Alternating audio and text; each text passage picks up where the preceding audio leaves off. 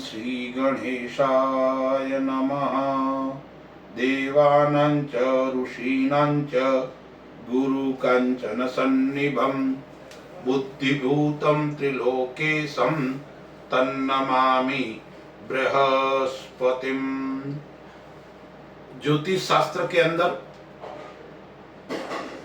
गुरु ग्रह जब अतिचारी होता है तब क्या फल देता है, शास्त्रकार कहते हैं, जो भविष्य फल भास्कर के नाम का जो ग्रंथ है उसमें बताया गया है कि जब क्रूर ग्रह वक्री होते हैं, क्रूर वक्रा यदा काले सौम्या शीघ्रास्तु चागता अनावृष्टि च दुर्भिक्षम नृप राष्ट्र भयंकर।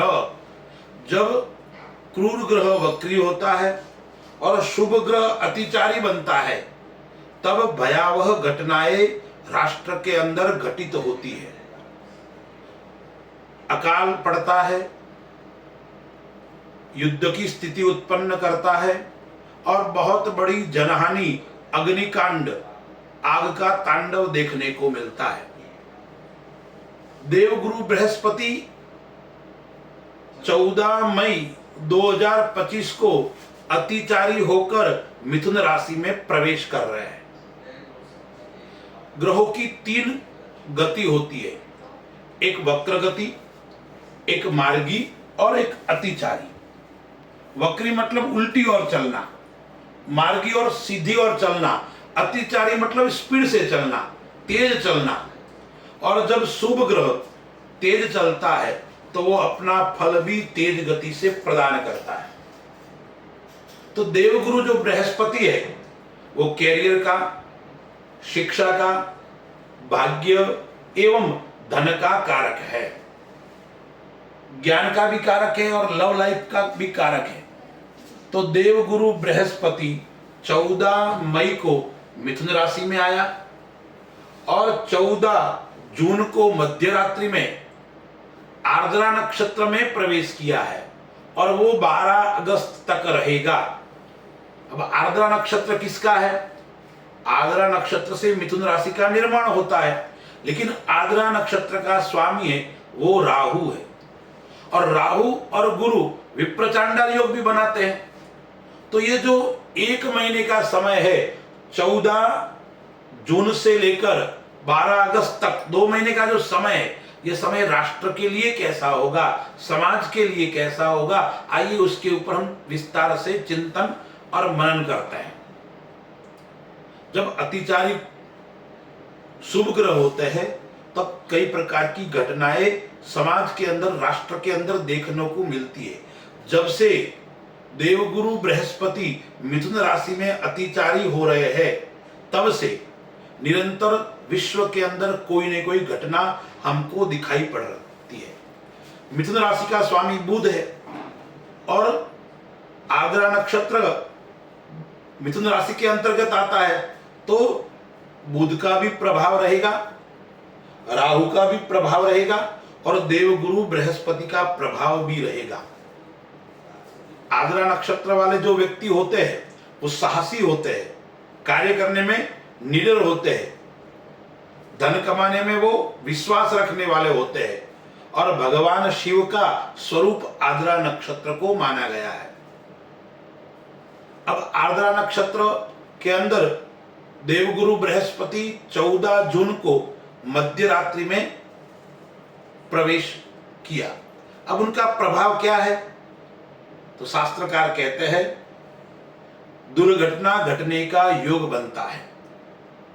दुर्घटना कई प्रकार की होती है, विमान क्रैश होना या युद्ध की स्थिति उत्पन्न होना या भयानक घटनाएं, अग्नि का तांडव होना, बहुत बड़ी बाढ़ आना,